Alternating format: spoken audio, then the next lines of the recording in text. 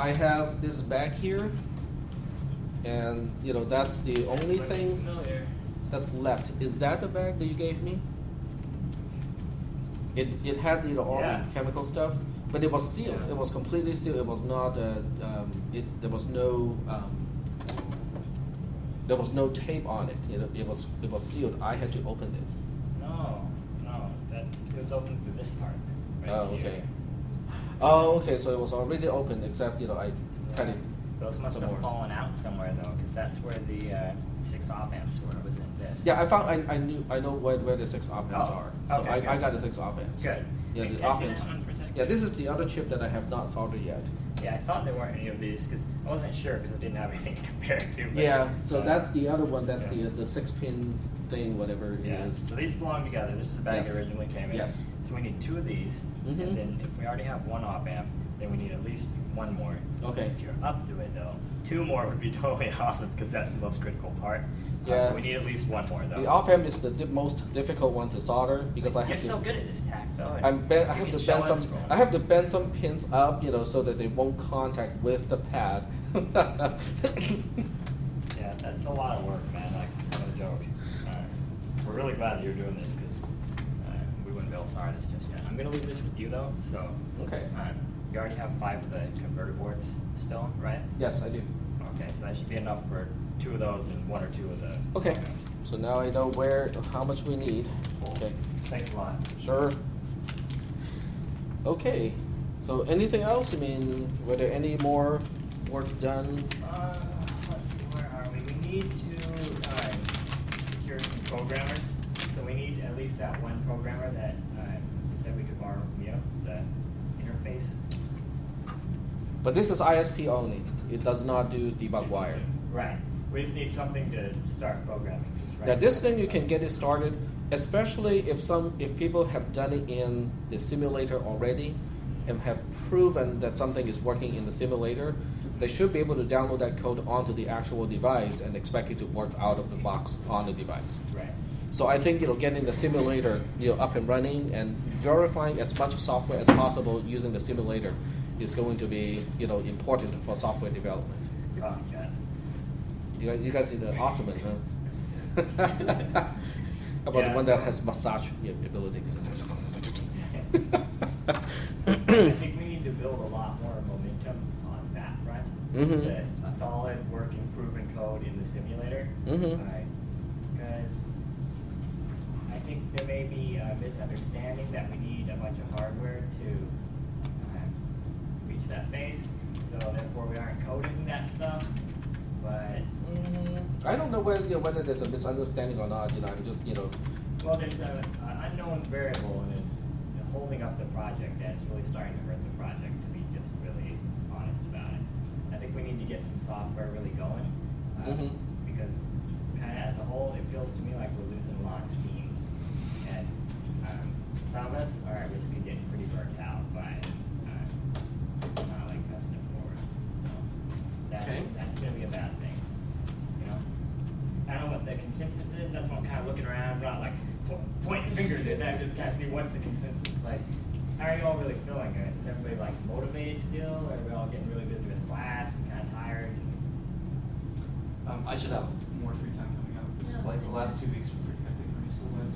I think it's been that way for everybody. I don't know what the deal is, but like everywhere, everyone has gotten Well, we a have hectic load of stuff. it's like the midterm, so you have Yeah. like midterms.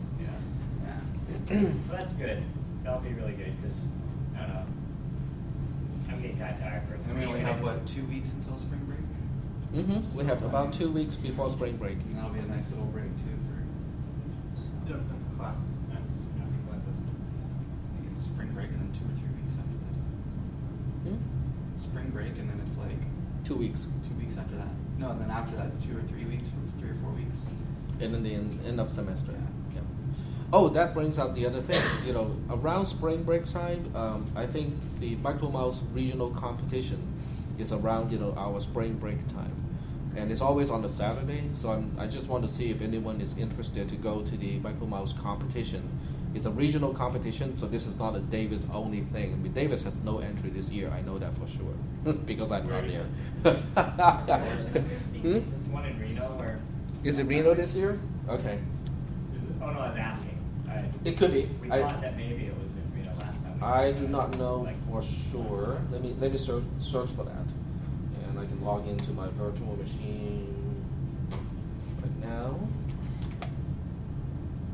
This computer is slow compared to my laptop computer. I can run my virtual machine faster on my laptop than I can run it here on my desktop. Okay, so let's look up IEEE Region 6 micro mouse.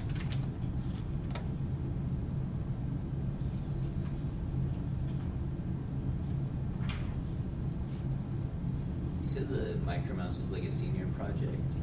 Yeah, it is a senior year project for UC Davis students. It sounds like there's a big level jump compared to what we teach here, but I can almost tell you that it's not really that big of a gap. A lot of the topics that the students have to take during their from their third year to their fifth year in the School of Engineering, they do not really apply directly to micromouse. A lot of that stuff is very theoretical, like device physics. How do you explain the working of a field effect transistor? It's very good to know. Okay, if you work in industry, that may be something that people are looking for. But as far as micromouse is concerned, it is of no value, of no consequence at all. What is of consequence is how do you work with interrupt surface routines? They never teach that. How do you do input-output programming with an microcontroller unit? They never really teach that either. So for the most part, I have to reteach all those the same topics that I have been introducing here for the Light Hand project. All the students have to basically get reintroduced to those concepts before they can start on micromouse projects. So why don't you teach it here? You have to reteach everything anyways. Well, it won't be because it's the first time. Okay, so let's see if we can find out where the meeting, if it's Reno, we can probably just go look up, Reno. Okay. Yep, there we go. April 23rd. I think April 23rd is the Saturday of spring break. Okay, We get out on the 17th, right? yeah, it's the 18th through the 20th. So yeah, it's that Saturday before we come back. Exactly, it's the Saturday before we come back, and if we can, I think this would be a good thing to do is to go go to the Region 6 meeting. I just have to confirm, when the micromouse competition is going to be, so that we can time it. When we get there, it won't be too early and there's nothing to do except to gamble. Yeah, I'll probably because I'm going to Santa Cruz the day before for Okay. to visit the campus. Mm-hmm. But for people who want to kind of end up in the micromouse project, later on, this would be a good place to go, just to see, what they look like, what the competition looks like, size up the competition. The only competition or the only school left that is organized is the University of Hawaii. But that's the only school left with an organized micromouse program. Davis was the second last. I mean, since Davis did not have a program anymore, now it is just the University of Hawaii. There's no one to play with anymore. What's happening? Like, why is everybody dropping out? Well, for Davis, they dropped me because I was adjunct, and they don't have money, just like here, so they have to reassign just the professors to teach all the classes, and the adjuncts, being me, don't have anything to teach anymore. The professors don't want to teach micromouse. For one reason or another, they do not want to teach micromouse. So they changed the project class from micromouse design to VLSI design or some other class like that.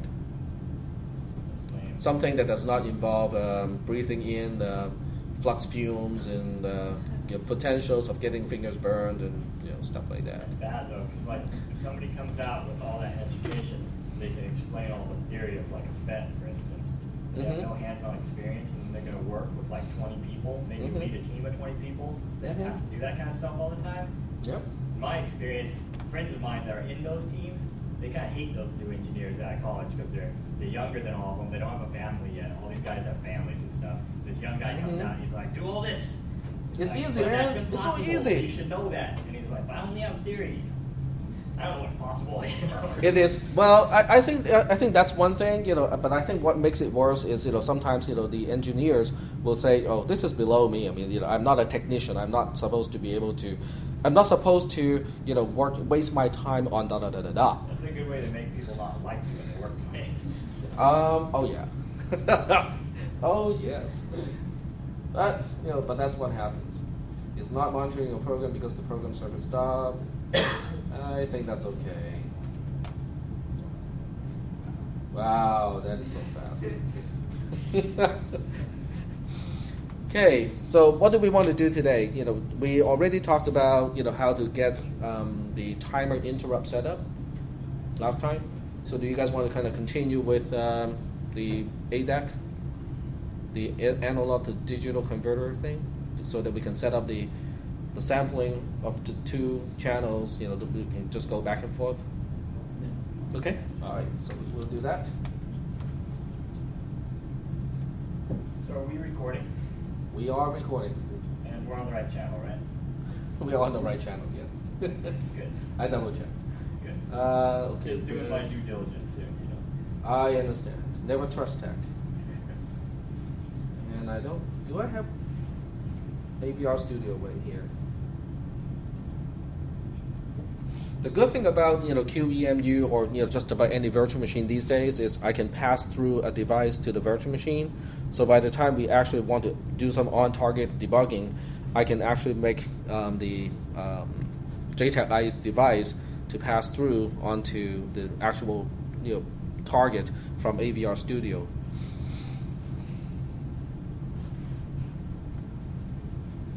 I think it's supposed to have started. And this guy is complaining about what? At risk. You should run that stuff on your virtual machine.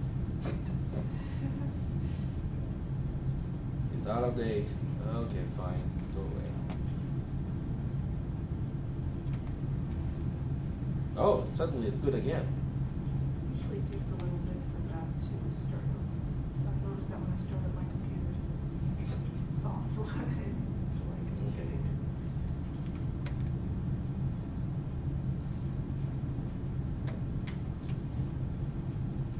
It's running out of my external hard drive too, so that doesn't help. It's like layers of slowness. Yes, absolutely. And this is also an i3. It's a Core i3, which has no hardware acceleration. Doesn't have the VTX or the VTI bits. Yeah. But meanwhile, we can just go look up the data sheet, because that's something that we definitely need to look up. 80 tiny, is it 84? 84. Yeah. So we'll take a look at the data sheet here.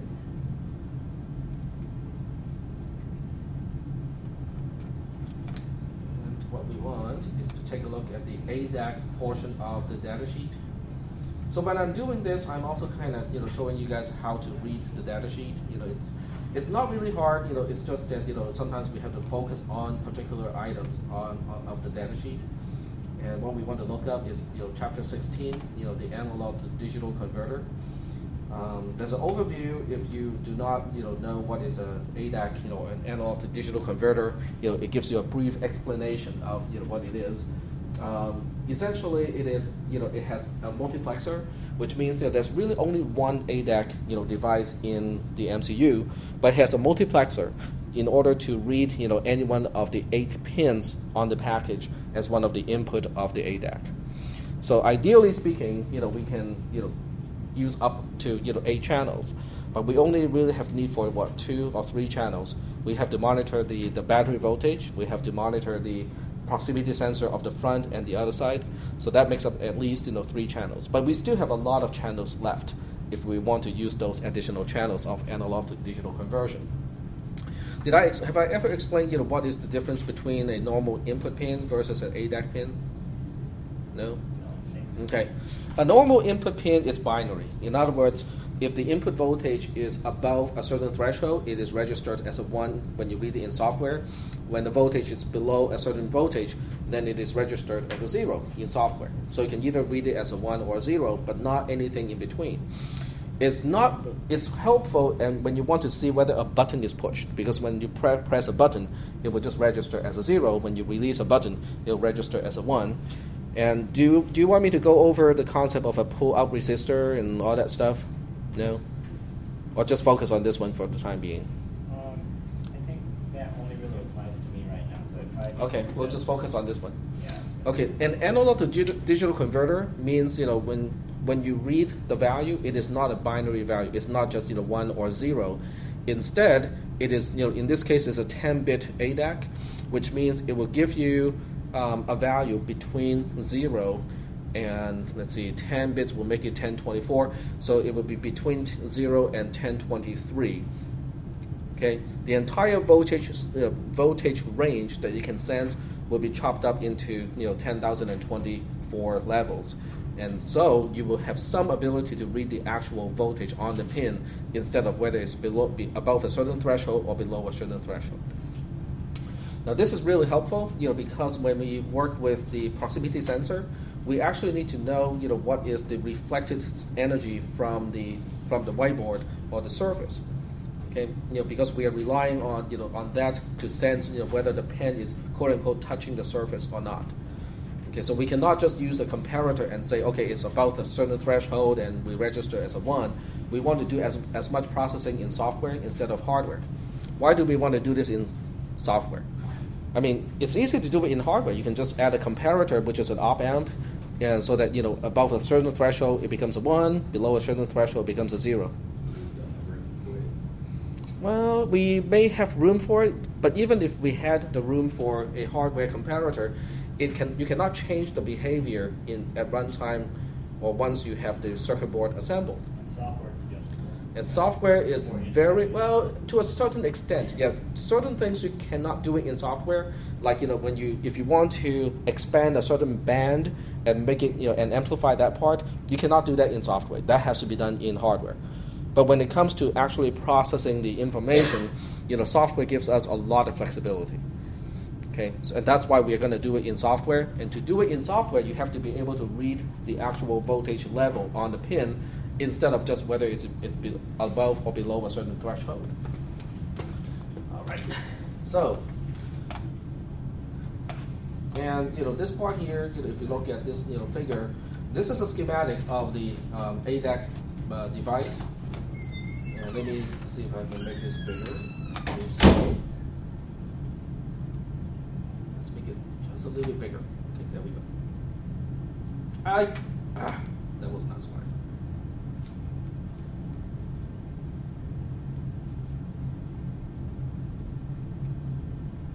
There we go. It's right here. And let's see if I can. There we go. Okay, so we have these 8 pins here that are actual physical pins on the device. They are numbered from 0 all the way up to 7. And here we have a mux. What a mux is it is a selector. Okay, it basically is a gate. You have 8 inputs, but only 1 output. So the question is, which one of these pins actually connect to the output of the device? And the selection comes from the mux decoder, which is basically controllable in software. You can write to certain bits of the I/O registers and say, okay, I want to read from this particular pin next. So that part is completely under software control. We don't have to deal with the gain amplifier in this case, so we just basically go straight to this part of the circuit, the conversion logic. The conversion logic is using a delta sigma approximation, which basically means it is a binary search. Okay. It will first start with 1/2 of the entire voltage range and say, okay, the input voltage is which half does it belong to? Okay, it belongs to this half. So next, it will take this and this value and divide it by 1/2, and then see which side of the range the actual input voltage is falling on, and then it will just zero in using that method. And it takes 10 cycles to do that, because in each cycle, it gives you 1 single bit of conversion. Is that doing okay so far? Okay. But it also makes it very slow, because it's a successive approximation method. Simple. It's simple, and it is inexpensive. Yep, it is very inexpensive, because you only really have one single comparator of your entire circuit. The only thing that is a little bit more analog is the 10-bit DAC. But a DAC is nothing more than a whole bunch of resistor networks with different tap points that are programmable. So even that is actually not too expensive, because you can do it that way. Okay, and basically at the end, this part here is not under software control. Once you start the conversion, this part is fully autonomous. It will just get the job done without anything from software. When it's all done, what it will do is it will put the data into the ADAC data register, which are basically two 8-bit registers, because one 8-bit register is not enough to store 10 bits, so they will have to be split between two 8-bit registers.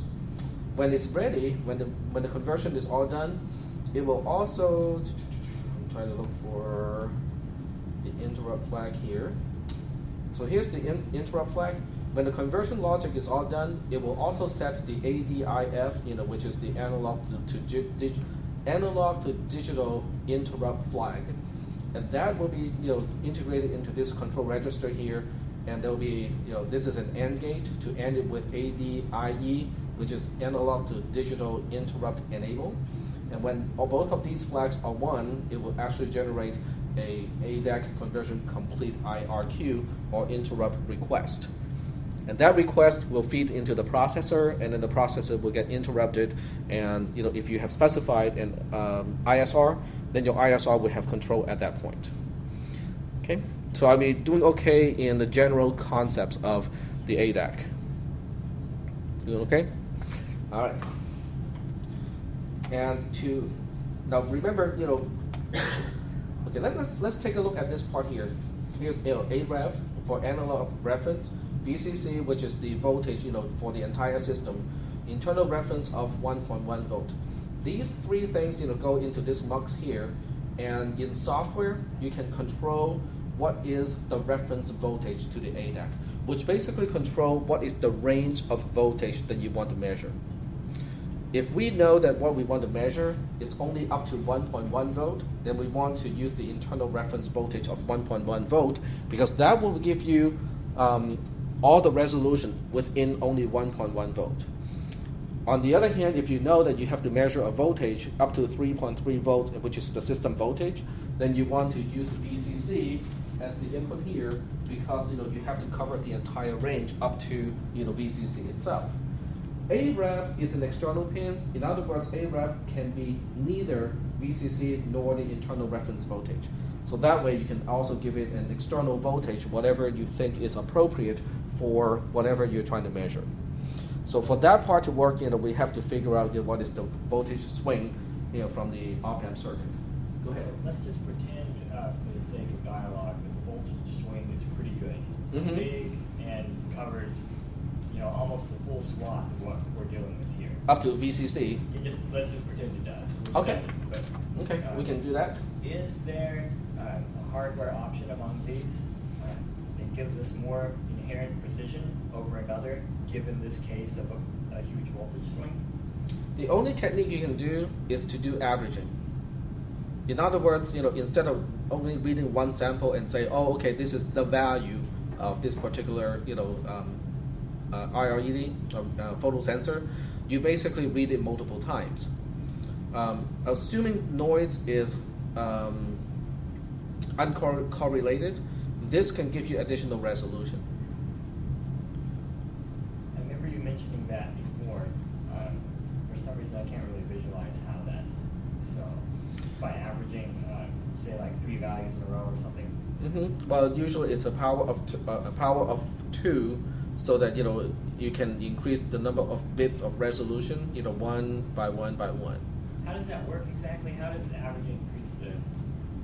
I just can't see that for some reason. It doesn't increase. It is just making the noise factor go away a little bit more effectively. So you can't it out a little bit. You can't go it out. Yes, it averages it out. Basically what you're seeing is, this is okay. This is the ideal voltage. Okay, this is what the op-amp is actually outputting. But because of various reasons, some we can control by PCB layout, and some we cannot control because it's inside the chips. So basically, by the time it is measuring, this is the voltage that it is measuring. Okay, it's noisy. Okay, now if you take only one sample, you can be potentially taking this sample here, so it is this far away from the actual signal. It is also possible that you take a sample right here, where it is this far away from the sample again. Okay, so if you take only one sample, the likelihood of your sample is actually at the voltage is fairly slim, right? On the other hand, if you take many samples, then if the center of the noisy signal is the ideal signal, then by averaging you will get back to the center line. I see that now. The drawing's really good. I'm kind of visual. Helps me out a lot more. Well, you can use use a phone and take that picture and then post it. I may do that. Can I ask it? We can't ever go over the 10 bits of resolution using any tricks like these, right? This will just get us closer to the actual 10 bits. That is if correct. we've lost some due to some external factor like noise. Right. Okay. Yep. The only way to improve it to more than 10 bits would be to use another op amp to just amplify the band that you're interested in. So I think that actually is doable because there's a gain amplifier here that is under the control of the mux decoder too. But this is a differential channel, so it is only usable when you are measuring the difference between two channels, which is useful in a way, but you have to know, how to offset the voltage to begin with in order to use this. But it's a potential resource in case we need more. In case we need it, I don't think we'll need it. I do not really think that we will need it, but in case we need it, we can look into the differential circuit because it has an internal amplifier to do possibly that. Okay. Now, from the software perspective, this part is totally irrelevant because to software, it's just initially you have to set a certain bit to something, and that's basically all there is in software. Okay, there are several other things that are important. There's also a clock signal coming into this whole circuit here. Let me see if I can find that clock coming in.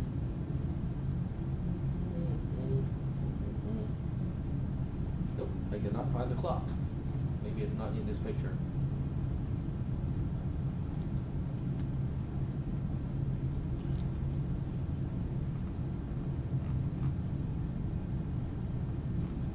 Trying to find the picture with the clock.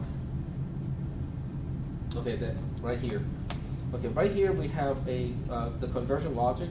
The conversion logic is going to take a clock signal, because every time you set a voltage and try to compare and see which side the voltage lands, that's one clock. It's using one of the quote-unquote clocks, and this clock is specific to the ADAC device. The ADAC device own clock comes from the pre-scaler of the entire system clock. So that means when we have a processor running at say 4 megahertz, you can use the pre-scaler to control how fast the ADAC itself is going to operate. And okay, this is a good picture of that part here. So the pre-scaler will basically take one of these 1, 2, 3, 4, 5, 6, 7. One of these 7 possible clocks. CK is your main system clock. The main system clock is not really programmable, or at least as far as I know, it is not programmable. But Eric mentioned something that even the main clock can be changed dynamically.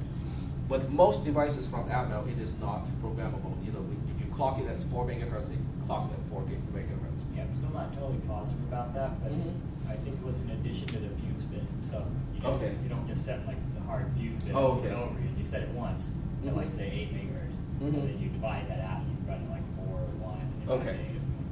Yeah, so we'll do, for our argument's sake, we'll just say that this is always running at 4 megahertz. That'll be simpler for now. Yeah, it would be a whole lot simpler, and we'll just say that this is running at 4 megahertz. So what this 7-bit ADAC prescaler is going to do is it is just a divider. That's all it is. It will divide this clock into clock divided by 2, clock divided by 4, clock divided by 8. So if this is 4 megahertz, then this is 2 megahertz, 1 megahertz, 0.5 megahertz, 0.25 megahertz, and so on. A clock divider, by the way, this is a prescaler. Clock divider is really easy. Can anyone kind of imagine how this is done? It's just a regular counter. It's just a regular counter. For every clock that is coming in, it increments a counter by 1. Okay, now how does that work? This is the least significant bit of the counter, the second least significant bit of the counter, and so on. Right? I mean, if you just think about it, if you look at the counter, look at the different bits of a binary counter, that's exactly what it would do. It's just a regular 8-bit, 7-bit counter in this case. If you tap each bit from the counter, then it becomes a clock divider. Yeah. Yep. That's really slick. It's really simple too. I mean, it's just very elegant. Because counters are very inexpensive to make, and yet you can use a counter to give you 7 dividers in this case. Yeah. So once you have the 7 divided clocks, then you can use ADP S0, S1, and S2 to select which one comes out of this funnel, which is called a mux. This is a multiplexer. You have 8 lines coming in. In order to select one to come out, you need 3 bits to specify which one that is coming in becomes the output. And that output will go to the ADAC circuit to drive the ADAC clocks, so that you can do the conversion in number of ADAC clocks. One conversion takes 14 clocks. So now you know approximately how much time it will take to do the conversion.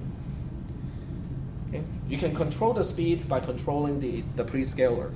Okay, you can just say that we'll use the slowest possible sampling rate, which is clock divided by 128, or I can choose the fastest one, or choose anything in between. The advantage of using the slower one is it is more precise, because every time the DAC changes the voltage before you compare, it will ripple a little bit. Okay, and the more time you give the circuit to settle down, then the more accurate it can measure, and see, oh, okay, this input voltage is just a little bit, more on this side, and it will still register. But if you try to use the higher, speed, then the voltage coming out of the DAC is still unsettled when you do the comparison. So that way you actually introduce noise into the system. So if you want high precision, go for the slower one. But on the other hand, if the sampling frequency is more important, then you go for the faster one. So that's a register bit, right? I do not know. I haven't looked at the I/O registers yet. So that's what we'll keep going, and then once we get to that point, then we'll go actually write the software in AVR Studio. So we keep going like this. This one shows you the timing diagram. And we have the ADAC clock coming in that is already pre-scaled. And then we have ADEN, which is the enable bit. And it shows you, once you turn on the ADAC channel, what things will go on at which clock. And according to this, it takes 25 clocks to finish one sample. So I stand corrected. I said 14, it takes 25. But that's only for the first conversion. For all the subsequent conversions for the same channel, it will only take 13 clocks. So, from our point of view, the increased lag time on the first conversion probably doesn't matter, right? Because we're not going to be switching channels. Yes, we do. So, why is that? Because when there's nothing, if both proximity sensors are not sensing anything, then you have to alternate between those two. Right, but then one will sense something, and then it'll sense something again. And once you enter that phase, you'll track it, right? timeline, Yes. Then that delay will be gone. Correct. The total amount of time for those 2 checks plus 2 delays is Right. like nothing. Right. Yeah. So I'm pretty sure it won't matter unless we're like pulling the battery voltage all the time. No, the battery state won't change that quickly anyway. So you can ask the battery maybe every 10 seconds, and that's more than enough. So I was just kind of curious. I was pretty sure about it, but I'm kind of asking. That doesn't matter then, right? That lag. It should not matter. Even if we have to pay for that lag, it's not that much. 25 clocks, just goes by like that. Hello. It's kind of essential for us to be able to calculate our minimum CPU speed as we're coding and testing and things. So that's the only reason I was asking. Yeah, I would, my interest at this point is really just to get the ISR up and running first, to get it to the clock first. then we can refine the rest. I mean, My interest is always like 30 steps into the future, so. Well, that's good. We need someone to look into the most immediate, stuff, and someone to look into the future stuff. All right. So, this is auto trigger. Auto trigger basically means, in software, you don't have to say, oh, I got one sample already. Go ahead and start the next one. It automatically starts again. Okay, that's auto trigger. All right. So, okay, this is for changing, signal, changing channel or reference, selection. Basically, it's saying, which bits are responsible to switch, between those things. And I'm just going to switch over to noise canceller. It features a noise canceller that enables conversion during sleep mode. Now, when the processor enters sleep mode, it means, the processor itself is not executing any instructions. When the processor is not executing instructions, then the power consumption of the MCU is much more predictable. It doesn't really fluctuate. And when that happens, your ADAC will have a better resolution because inside the chip itself, it doesn't have as much noise anymore. But to do this, to get the extra precision, you have to pay the price of getting into the sleep mode during the entire conversion cycle. So if it takes 14 clocks of the ADAC channel to do the conversion, during the entire 14 clocks, the MCU must be in the sleep mode. It's kind of what we wanted anyway, though, to begin with, right? It depends. I mean, I think we don't really have anything else to do during the 14 cycles, so we can play a little tune use on this device one. the whole time. Mhm. Yep. I think when we were talking, we want to stay in the sleep mode as much as we can. So. Yep. To save power, if not anything else. Yep. Okay. So analog input circuit. I think this is just a test circuit. Let's see. The capacitor figure depicts the total capacitance, including the sample hold capacitor and any stray or parasitic capacitance inside the device. The values given is a worst case scenario. Okay. So in our case, I don't think this is going to be an issue because the op amp will give us enough drive ability so that this part here is not going to be a main issue. If you're going to sample from a weak source of voltage, this can be an issue because it means that you have to charge up this capacitor in order for the input voltage to become stable before you can actually do any type of sampling. But since it will be coming from an op amp, which means it's being driven pretty hard, I don't think this is going to be a big issue for us. Noise canceling techniques. Keep analog signal paths as short as possible. That may be a little bit of a problem for us because we only have one single MCU, and then the analog devices are at opposite ends of the pen. So I think it's pretty hard to keep the analog paths as short as possible. Make sure analog tracks run over the analog ground plane. So we can do that. I mean, we can just have a two-layer board and make sure that the other side of the trace is a ground plane. That means on the flip side of the board, so Yeah. the board's like this, just sit there on top this way. Yeah. Mm-hmm. Keep analog tracks well away from high-speed switching digital tracks. The only high-speed digital track is the one to control the LED itself. So we just have to watch out, make sure those two lines, are not too close together. If any port pin is used as a digital input, it mustn't switch while a conversion is in progress. Well, I guess when we are sleeping, we won't have any of that stuff going on. So going into sleep mode is good because when you're sleeping, you won't be actively doing anything to the other ports. Place bypass capacitors as close to VCC and ground pins as possible, and that applies to the chip itself. Okay, when we lay out the circuit to put the chip on, we want the bypass capacitors to be as close as possible to the pins. For the lack of a better explanation in this particular environment, a bypass capacitor is suspension. That's basically your shock and the spring for your chip. Where high ADAC accuracy is required, it is recommended to use ADAC noise reduction mode as described in blah blah blah. We read that part already. This is especially the case when system clock frequency is above 1 megahertz, which may be necessary. We don't know yet. or an ADAC is used for reading internal temperature sensors as described in blah, blah, blah. Now this is interesting. I did not know the device has an internal temperature sensor. You know, I think it may have an internal Is it a thermocouple? battery voltage sensor too, which we may be able to use instead of monitoring.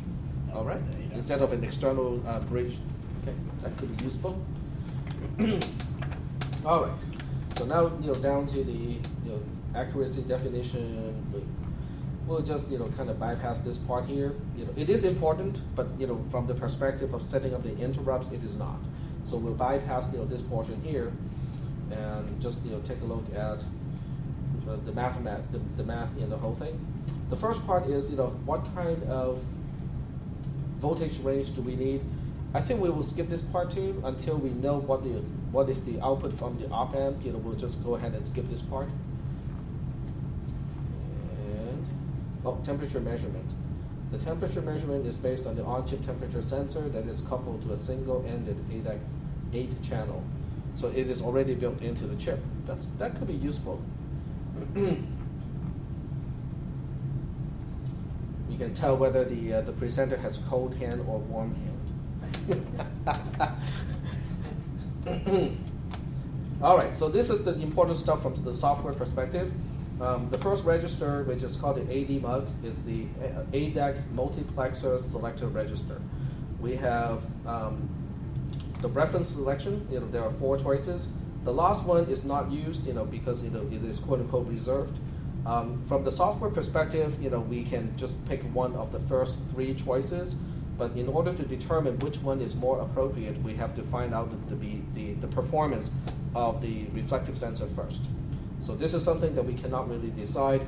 I believe 0, 0 is the default. So by default, it will use VCC as the reference voltage, which basically means the 0 to 11023 is spread over 0 volt to whatever the voltage of the chip is. The other part, MUX 5 all the way up to MUX 0 will let you select any of the 32 ways to use the ADAC device. And the big table is here. The first 7 are just inputting from individual pins, and then you have a whole bunch that are reserved. Okay, this is entirely reserved.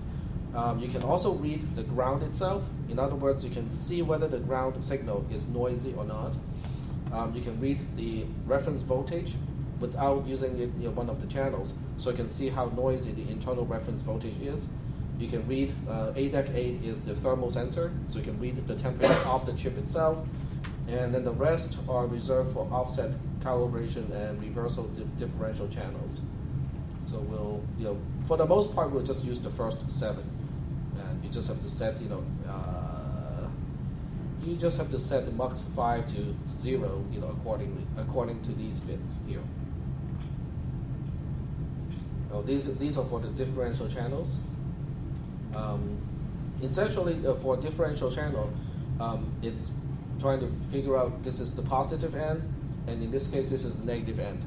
And it will measure the difference between those pins, the voltage difference between those pins. That's what a differential channel is useful for. Now, this is particularly useful once we know the behavior of the op amp, from the proximity sensor, because if we know that there's a constant offset of some kind, we can just make one of these pins to always have that particular offset. So basically what we can do is we can look at, instead of looking at the entire voltage range like this, where the signal always starts at this point, we can just give it an offset and say we'll start at this point as our new 0, so that this way it will give you more resolution for the range that we are interested in.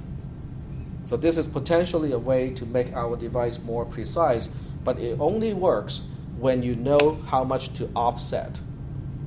Okay, and then you also have to have something to offset the voltage, either a bridge, another reference voltage source, or something so that you can control the offset voltage. So where would that tie into? If we use like a voltage divider or something, where would we tie that into the? It will tie into PA1. Okay, So PA1 we'd or have to ADAC1. dedicate. Huh? We'd have to dedicate a pin. Yes, to you do. that. Right? Yep. We can't use a factor of our existing voltage reference. You know how you said there was the internal like 1.1 or 1.2, Mhm. and then VCC and other options and stuff? Mm-hmm. Nope, it doesn't look like that's one of the options. That sucks. But you do have all these options, though. I mean, you know, you can. could save a pin if you could just use a factor of the Correct. 1.2. Yep. I know what you're saying. That's dumb. But this is the cheap way of doing things. Yeah, that's probably good. I mean, remember how much do we pay for the chip? Yeah, like Well, $3. yeah. Well, there you go. $2 involved. There you go. Okay, so this is the control and status register. The first bit, or bit 7, the last bit I should say, bit 7 is enable. If you write a 1 to this bit, it will enable the ADAC. If you write a 0, it will disable the ADAC. This is to start the conversion. Just because you enable the ADAC doesn't mean it will actually do anything. So you have to write a 1 to ADAC start in order to start the conversion. In the free running mode, it will just start the first conversion and it will keep ticking. ADAC auto trigger enable. I'm not sure whether we want the auto trigger or not. Or just use software to re-trigger it. My recommendation is to do it in software instead of using the auto trigger, because in the ISR to read one sample in the same ISR, you can just re-enable it at the very end of the ISR. The lag or the delay, because you're using software to re-trigger the whole thing, is negligible, because it will only take maybe microseconds at the most to re-trigger. And if you use this mode here, you're just shaving a few microseconds. I don't think that is important. This is the ADAC interrupt flag, which is for the most part a read-only bit. When the ADAC is all done, this flag will be a 1. This one here is under software control. In other words, you can specify whether you want to have interrupts happening when the conversion is done, or whether you're stuck in a busy loop to read the ADAC input. And here we have the prescaler input. You just have to pick one of these 7 choices, or 8 choices here, so that you can control how fast the ADAC is converting. And data register, this is the control and status register. BIN is bipolar input, and we want to use unipolar, so the default is fine. ACME analog comparator multiplexer enable. We want to turn it off, because we are not using that particular mode. We are not using the differential mode at this point. Left adjust result. That depends on how we want to process the result coming from the ADAC. Essentially, the question is, we have the result is 10-bit, but the 2 registers together will give you a 16-bit, right? Okay, so you have bit 0 to bit 15 when you combine the 2 data registers. So the question is, do you want the 10-bit result to look like this, or do you want the 10-bit result to look like this? Oops, more like that. That's the question. Okay, do you want to align the least significant bit to the least significant bit of ADCL, or do you want to align the MSB, the most significant bit, to the most significant bit of ADCH? That's the question. Most significant bit. Most significant bit to the ADCL to the most significant bit of the ADCL. Yeah, so you can do it. I mean, you only have 10 bits of data, but you have 16 bit, when you combine the 2 registers. So the question is, do you want it to be right justified or left justified? That's the question. Yeah, whatever bit it cannot fill is going to be filled with zeros. So this part depends on how you want to process the data in the end. Okay. And then we have digital input disable register. When a bit is written a logical one, the digital input buffer on the corresponding ADAC pin is disabled. The corresponding PIN register bit will always read as a 0. When the analog signal is applied and the input pin is not needed, this bit should be written logic 1 to reduce power consumption in the digital input buffer. So it's really just for power consumption purposes. I don't think it will change the precision. It's just, you're turning off circuit that you don't need anyway. All right, so I think that's it.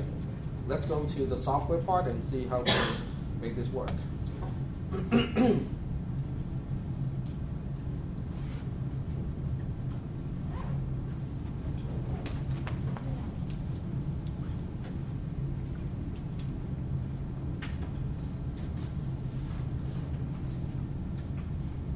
as I want this account.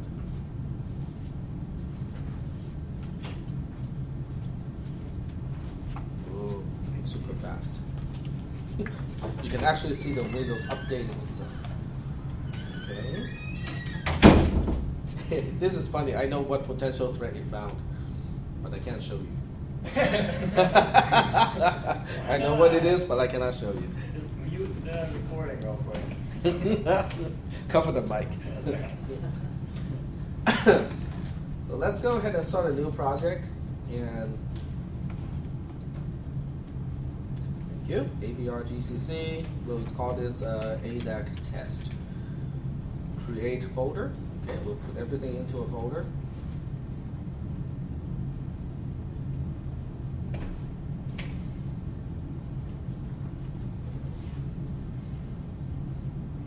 So when you're running for vice president, who's running for president? It's Craig Bundy and there's a girl named, I just had her name in my head. Wow. Well, there's a girl running against him. Kendra her something. So Kendra's her first name. Okay. Yeah. Now, are you tied into a particular president candidate, just like? No, they were actually originally one was gonna run for president, one was gonna run for vice president, and they had like internal elections, and then the person who got vice president wasn't happy, so they're going for president again anyway. Oh. It's like someone not getting into the primaries for like a Democratic election or whatever. Mm-hmm. So they go like do I don't know what do they do? They make their own party so they Yeah. can become a. Yeah, pretty much. So I don't even know what. I don't know. I think I'm going for Craig to win, but we'll see. So how many people are running for vice president? One person other than me. Okay. Well, that's not a whole lot of people. Yeah, it's just adding to the variety, so you could actually have a choice. Mm-hmm. It's not like vote for me or me.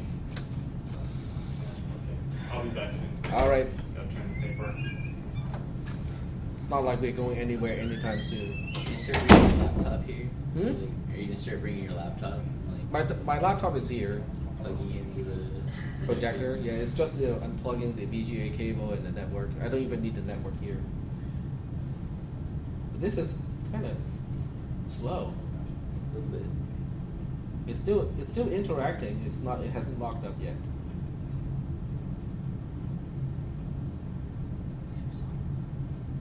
Yeah, this is seriously slow. I like that 10 minutes to go like 60 nanoseconds or something before. But last time that was using my laptop though. Oh, it was? Yeah, that was using my laptop already. I think. I don't think it was. You think it was? I was using the school's computer. Yeah. Hmm. The time before that, you might have been using your laptop. Sorry? The time before that, you might have been using your laptop. Oh, okay. Yeah, this is way slow. Way slow. But I can't do it now. I guess I can. You probably beat it. I can just force it to close.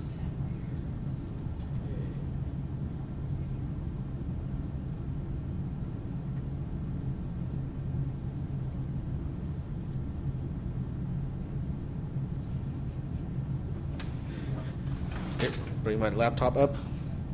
But then the recording will also be split between the two. Well, no, suppose that's okay.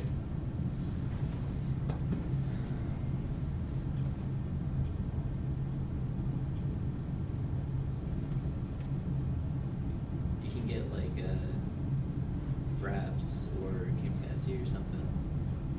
Or Hypercam. There's a whole bunch of them. I'll try that. Is it web-based or is it? No. They'll download to the computer and then you upload it. No. Oh, okay. You can stream it. You can go to like Justin TV or you can go to Oh, okay. I see. who does Procaster? Live stream and stuff like that. Okay. All right. well, at least I can successfully shut down the virtual machine, and I'll just go ahead and I'll here turn off the